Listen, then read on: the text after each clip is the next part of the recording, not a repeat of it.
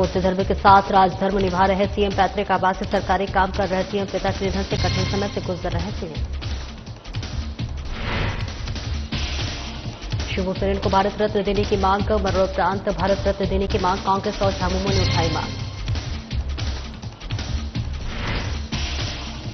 शहीद निर्मल महतो का 38वां शहादत दिवस। 38वें शहादत दिवस पर जमशेदपुर में कार्यक्रम का आयोजन। पूर्व सीएम चंपाई सोरेन ने किया माल्यार्पण। झरिया के पूर्व विधायक संजय सिंह को सुप्रीम कोर्ट से मिली जमानत। 8 साल बाद जेल से होंगे रिहा। चचेरे भाई नीरज सिंह की हत्या का आरोप। और रक्षाबंधन को लेकर लोगों में उत्साह। रक्षाबंधन को लेकर बाजारों में दिखा रौनक। मिठाई की दुकानों पर लगी भीड़।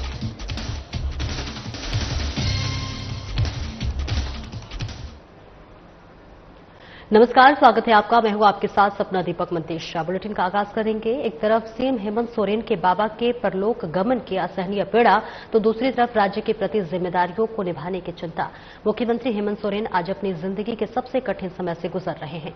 शिबू सोरेन के निधन का आज 5वां दिन है। पिता का साया हटने पर व्यक्ति के दिमाग में कई तरह के विचार घूमने लगते हैं। सीएम हेमंत सोरेन के शोक के इस घड़ी में भी राज्य हित से जुड़े विषयों को लेकर पूरी तरह से संवेदनशील हैं। व्यक्तिगत भावनाओं और दुख दर्द को सीने में दबाकर वे सरकारी कामकाज को बेहतर तरीके से निभाने का लगातार प्रयास कर रहे हैं।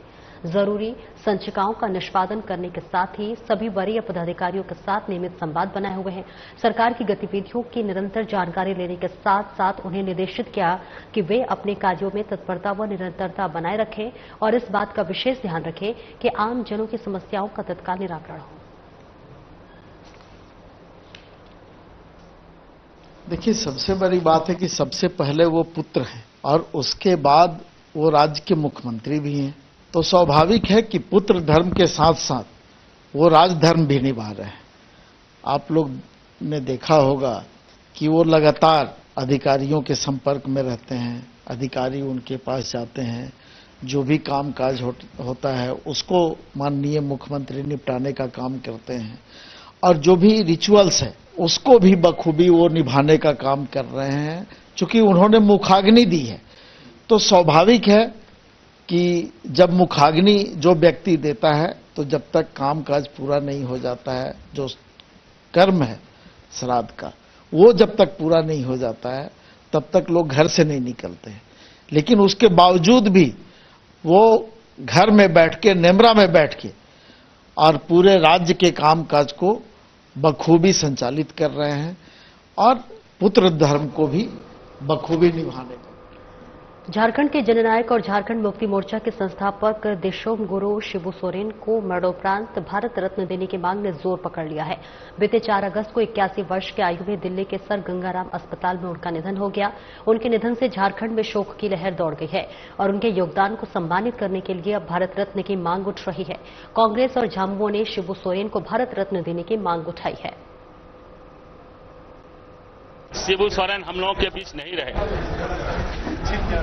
उनके योगदान को झारखंड के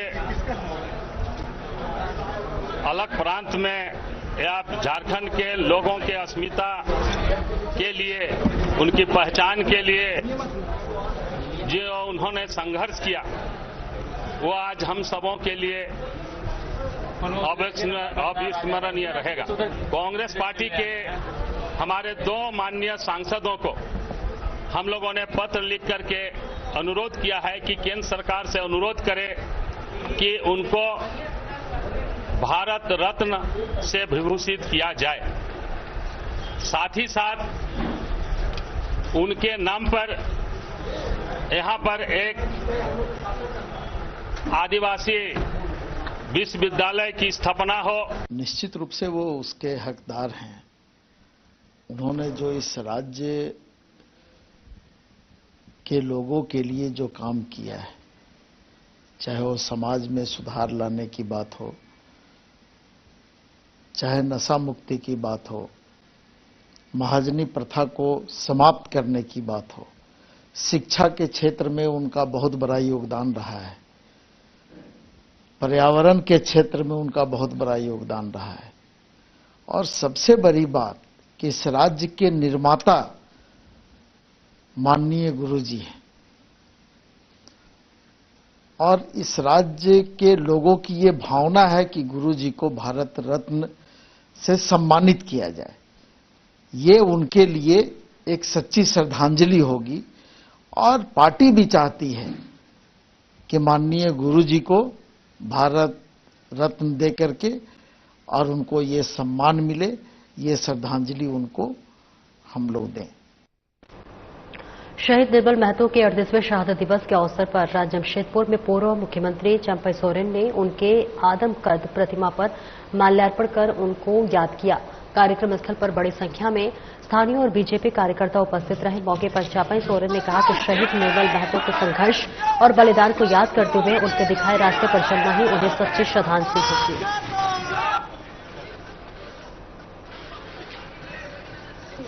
तो तस्वीरें आपको दिखा रहे हैं जहां पर पूर्व मुख्यमंत्री चंपई सोरेन पहुंचे हुए हैं और इस श्रद्धांजलि देते हुए नजर आ रहे हैं। तस्वीरें आपको दिखा रहे हैं जहां पर आपको बता दें कि 38वें शहादत दिवस पर पूर्व मुख्यमंत्री चंपई सोरेन पहुंचे हुए हैं।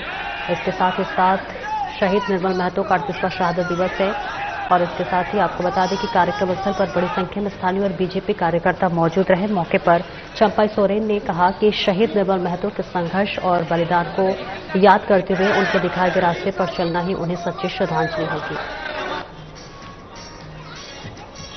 आजाद दिवस है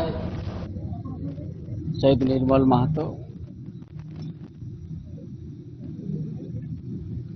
और आज के दिन में हर समय हर दिन हम लोग आज के दिन में श्रद्धांजलि देते हैं।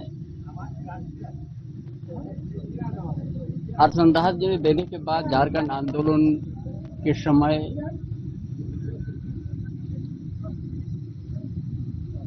गांव से लेके जंगल से गांव शहर तक हम लोग संगठन का आगे बढ़ाने के लिए उस चीज को याद करते हैं और झारखंड के लिए बलिदान दिया है। निर्मल महतो का बलिदान होने के बाद झारखंड प्रदेश में और आंदोलन और तेज हुआ। इसीलिए झारखंड आंदोलन में बहुत ऐसा है कि शहीद हुए। और 9 अगस्त को मनाया जाने वाला विश्व आदिवासी दिवस इस बार बोकारो में स्वर्गीय शिबू सोरेन के नाम पर समर्पित रहेगा। इस बाबत बोकारो के आदिवासी परिवार की तरफ से इसकी घोषणा की गई है। आपको बता दें कि आदिवासी परिवार बोकारो की बैठक दिशोम जाहिरगढ़ सेक्टर 4 में विल्सन कोन गाड़ी की अध्यक्षता में हुई, जिसमें कैंप 2 स्थित टाउन हॉल में होने वाले विश्व आदिवासी दिवस कार्यक्रम को स्थगित किया गया। कहा कि इस वर्ष का विश्व आदिवासी दिवस को स्वर्गीय शिबू सोरेन के नाम पर समर्पित किया जा रहा है। मैं रविंद्रनाथ हंसदा दिशम जाहिर सभा ट्रस्ट के अध्यक्ष।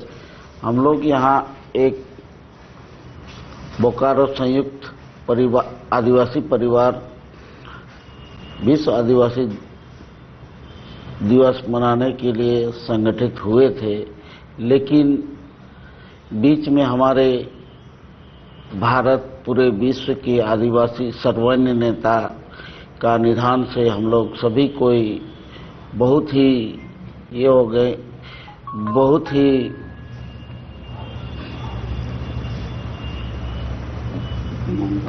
मतलब बहुत ही मनमोहक हो गए हैं और हम लोग इस कार्यक्रम को स्थगित कर रहे हैं। सर्वमान्य नेता और इतने बड़े क्रांतिकारी, हमारे झारखंड राज्य को बनाने में उनका अहम योगदान रहा। हम लोग उनको भूल नहीं सकते हैं। उनके निधन से हम लोग काफी दुखी हैं और जितने भी हमारे 15 संगठन हैं, हर एक संगठन के हर एक लोग एक परिवार की तरह हैं और हमारे गुरुजी हमारे गार्जियन समान थे। दिशम गुरु शिबू सोरेन के निधन के बाद पूरा झारखंड शोक दिवस मना रहा है। इस बीच जो भी कार्यक्रम होने थे उस राज्य में सांकेतिक रूप से दिया जाना है। अगले आने वाले 15 अगस्त को आजादी का 78वां स्वतंत्रता दिवस बड़ी धूमधाम के साथ मनाने का काम करेगी। वहीं झारखंड में सांकेतिक रूप से झंडोत्तोलन किया जाएगा। इस पर झारखंड प्रदेश कांग्रेस सेवा दल की महासचिव रश्मि चंद्र पिंगुआ ने जानकारी दी है कि गुरुजी के निधन के बाद हम लोग 15 अगस्त को सांकेतिक रूप से झंडोत्तोलन का कार्यक्रम करेंगे। जहां एक ओर हम लोगों ने तैयारी की थी कि प्रभात फेरी के बाद ध्वज वंदन गीत टुकड़ी समारोह, जिसमें ध्वज रक्षक के रूप में नवीन कुमार सिंह ध्वजारोहण का निर्णय किया जाता था, लेकिन अब इस प्रकार के कार्यक्रम न होकर सांकेतिक रूप से झंडोत्तोलन किया जाएगा। देखिए, हम लोग का जैसा बैठक हुआ था, जिस तरह से हम लोग अपना कार्यशैली बनाए थे, अपना जो रूटीन बनाए थे, उस रूटीन पे हम लोग काम कर रहे थे। पिछले सोमवार को हम लोग का शिविर लगा था देवघर में, परंतु गुरुजी के देहांत के समाचार मिलने के उपरांत उस शिविर को हम लोग तुरंत क्लोज किए और फिर हम लोग शोक में चले गए।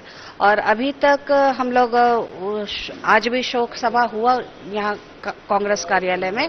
इसके बाद से हम लोग का और भी जितना भी कार्यक्रम था, जैसे कि 9 तारीख का कार्यक्रम था, उसको भी हम लोग स्थगित कर दिए हैं। और 15 तारीख को जो हम लोग का झंडोत्तोलन जो हम लोग सोचे थे कि बृहद तरीके से करेंगे, जिसमें गीत टुकड़ी रहती, हम लोग डंडे से सलामी देते ध्वज को। लेकिन चूंकि राष्ट्रीय पर्व है तो हम लोग उसको मनाएंगे, बहुत सादगी तरीका से मनाएंगे। जो हम लोगों ने जो कार्यक्रम को सजाया था, जिस तरह से 15 अगस्त का तैयारी हम लोग कर रहे थे। और झारखंड मुक्ति मोर्चा के संस्थापक, झारखंड के मसीहा कहे जाने वाले दिशोम गुरु शिबू सोरेन के निधन के बाद राज्य के निजी विद्यालयों ने शिबू सोरेन की जीवनी को अपने सिलेबस में रखकर बच्चों को जानकारी देने का निर्णय लिया है। पब्लिक स्कूल और चिल्ड्रेन वेलफेयर एसोसिएशन के राष्ट्रीय अध्यक्ष आलोक कुमार दुबे ने जानकारी देते हुए कहा कि दिशोम गुरु जी के जीवन के उन संघर्षों और उपलब्धियों की चर्चा अब निजी विद्यालयों के सिलेबस में देखने को मिलेगी। गुरु जी की जीवनी को बच्चों के बीच जानकारी साझा किया जाएगा, ताकि बच्चों भी शिबू सोरेन के संघर्षों और उनकी उपलब्धियों की जानकारी प्राप्त कर भविष्य में अपने आप को बेहतर पायदान पर ले जाने का काम करेंगे। इस बात को लेकर मुख्यमंत्री और शिक्षा मंत्री से मिलकर अपने पाठ्यक्रम में रखने का प्रस्ताव रखेंगे।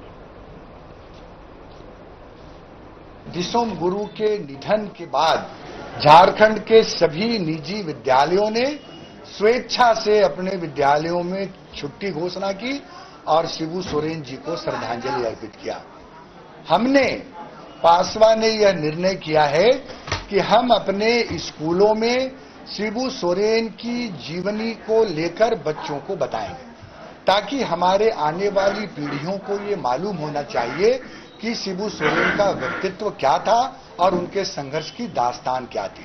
हम बहुत जल्द माननीय मुख्यमंत्री हेमंत सोरेन जी से मुलाकात करेंगे, जो प्रभार अभी देख रहे हैं शिक्षा मंत्री, उनसे मुलाकात करेंगे और पासवा की ओर से यह मांग करेंगे कि माननीय दिशोम गुरु शिबू सोरेन जी के जीवनी को पाठ्यक्रम में शामिल किया जाए। इसे लेकर हमने मुहिम शुरू कर दी है।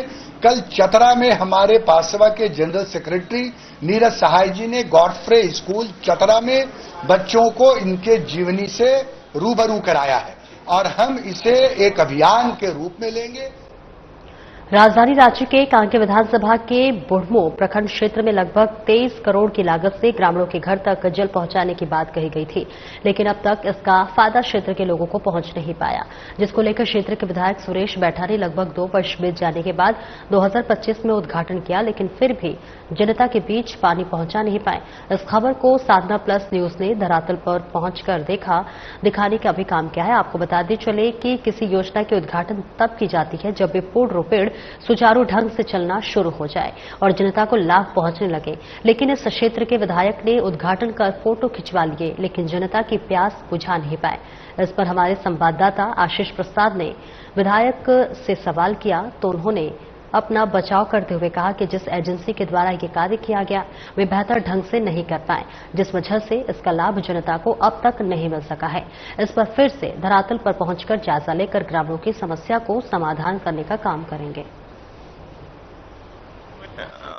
बड़ी योजना लेकर आया गया था और बनाया भी गया है और लोगों को पानी सप्लाई के लिए भी दिया भी गया है, लेकिन जिस तरह से जो एजेंसी को पाइप बिछाना चाहिए था 1.5 फीट में बिछाना है पाइप को, कनेक्शन पाइप वो आधा फीट में गाड़ के चला गया, तो कहीं कहीं टूट गया, कहीं फूट गया। फिर भी हमने उसको मरम्मत कराने का काम करीब 1 महीना पहले किया था और 1 दिन चलाया और उसको बंद कर दिया। एजेंसी का कहना है कि हमारे मुखिया लोग हैंड ओवर नहीं ले रहे हैं और मुखिया लोग कहना है कि हम टूटा फूटा को हम कैसे हैंड ओवर लेंगे। ये विवाद बना हुआ है। हमने एजेंसी को जाके उन्हें कहा था, जो समीक्षा बैठक किए थे ब्लॉक में, उसमें भी हमने कहा कि जल्द से जल्द इसको ठीक किया जाए। अगर अब तक अगर ठीक नहीं हुआ तो फिर ठीक करने के लिए हम बहुत जल्द वहां जो है समीक्षा मीटिंग करके।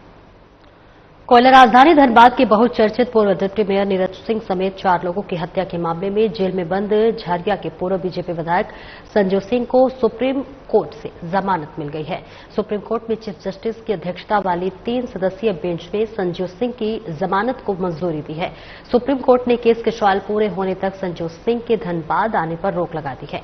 आपको बता दें कि धनबाद के पूर्व डिप्टी मेयर नीरज सिंह समेत 4 लोगों को धनबाद में स्टील गेट के पास 21 मार्च 2017 की शाम गोलियों से भून दिया गया था।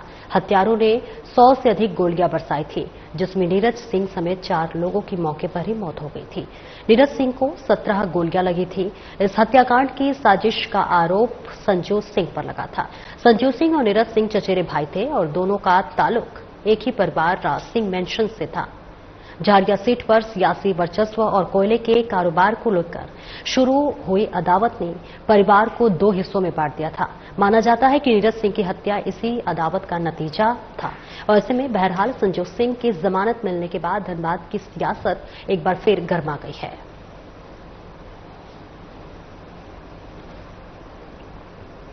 और बिहार का इकलौता एकलव्य राज्य स्तरीय आवासीय कुश्ती प्रशिक्षण केंद्र के स्थानांतरित करने का स्थानीय लोग विरोध कर रहे हैं। लोगों का कहना है कि ये केंद्र पिछले 35 सालों से दुर्गावती के बिछिया में चल रहा है। इस केंद्र से प्रशिक्षण प्राप्त कर कई खिलाड़ी राष्ट्रीय और अंतर्राष्ट्रीय स्तर पर मेडल जीत चुके हैं। कई तो सरकारी नौकरी में भी हैं। बताया गया कि बिहार राज्य खेल प्राधिकरण विभाग द्वारा एक लेटर जारी किया गया है, जिसे अब रामगढ़ प्रखंड अंतर्गत ले जाने के लिए लेटर जारी हुआ है।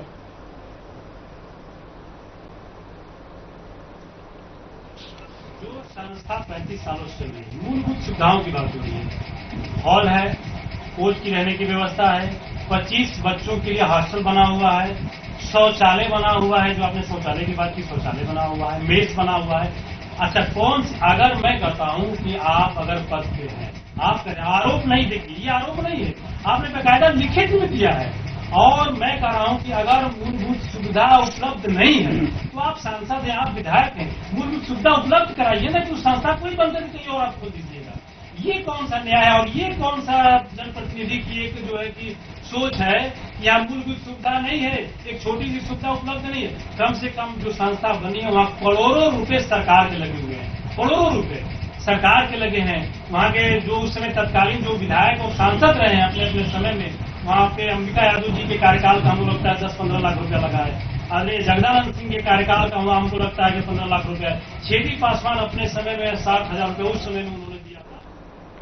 हजारीबाग सदर अंचल में कुछ देर के लिए मचा अफरा तफरी का माहौल कायम हो गया है। बताया गया है कि मुफस्सिल थाना क्षेत्र अंतर्गत जगदीशपुर की एक महिला अपनी जमीन की मापी कराने को लेकर कई दिनों से अंचल कार्यालय का चक्कर लगा रही थी, जिसको लेकर सदर अंचल में कार्यरत एक क्लर्क से उसकी बहस हो गई, जिसको लेकर बाद में अफरा तफरी का माहौल कायम हो गया। महिला का कहना है कि अंचल कार्यालय के कर्मी अभद्रता से पेश आते हैं। तकरीबन हम 6 महीने से हम इस ऑफिस पर भाग दौड़ कर रहे हैं। कभी सीओ सर नहीं मिलते, कभी स्टाफ लोग काम में डिले कर देते, और आज 2 महीने से हमने ऑनलाइन डिमांड ड्राफ्ट भरा है जमीन बंटवारे के नाम पर, और इन लोगों ने अभी तक नोटिस नहीं जारी किया। आज मैंने 11:30 बजे से आई हूँ और इन लोगों को मैं बोली कि आपने ये काम क्यों नहीं किया, तो अमीन संजय रजवाड़ जी जो है वो बोले हमारे पास टेबल पर फाइल ही नहीं आया मैडम, हमको कुछ पता नहीं। फिर उसके बाद अनुराग जी भी बैकआउट हो गए, वो भी ये बोले कि अभी तक हमको नहीं पता है। फिर चंदा मैडम के पास आया फिर कि चंदा मैडम नोटिस जारी करेंगे। चंदा मैडम का हमने बोला, वो बोली डिसिप्लिन हमको सिखाएंगे, 1 घंटा वेट कीजिए। 1 घंटा 11:30 बजे से हम 2 बजे तक वेट ही कर रहे हैं। सीओ सर बोले चंदा मैडम को खुद जाकर गए कि आप इनका नोटिस जारी कीजिए, मैं साइन कर दूंगा। और चंदा मैडम उनकी भी अवहेलना की, तब भी नोटिस जारी नहीं की, और उसके बाद में हमें धमकी दे रही है कि हम मारेंगे तुमको, तुम दखल डाल रही है काम करने में। सारण जिले के दाऊदपुर थाना अंतर्गत बंगरा विशन टोला से एक बड़ी खबर सामने आ रही है, जहां रास्ते के विवाद में एक युवक की चाकू गोद कर हत्या कर दी गई। जहां चाकूबाजी में एक ही परिवार के 6 लोग गंभीर रूप से घायल हो गए, जिन्हें इलाज के लिए पटना रेफर किया गया है। मृतक की पहचान स्वर्गीय माधो सिंह के पुत्र विजय सिंह के रूप में किया गया है, जो कि दरभंगा जिले में शिक्षा परियोजना में कार्यरत थे। इस मामले में जख्मी के बयान पर कुल 10 लोगों को अभियुक्त बनाया गया है। वहीं पुलिस ने प्राथमिकी दर्ज कर मामले की छानबीन में जुटी हुई है।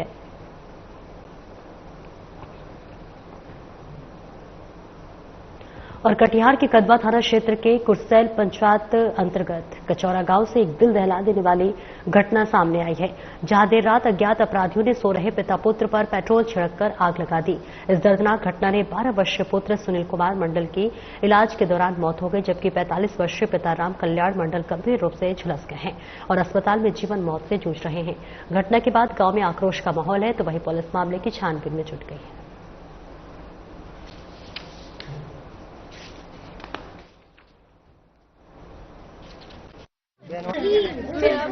और भाई आग लगा दिया है। कुछ पता चला कि कौन लोग थे वो लोग?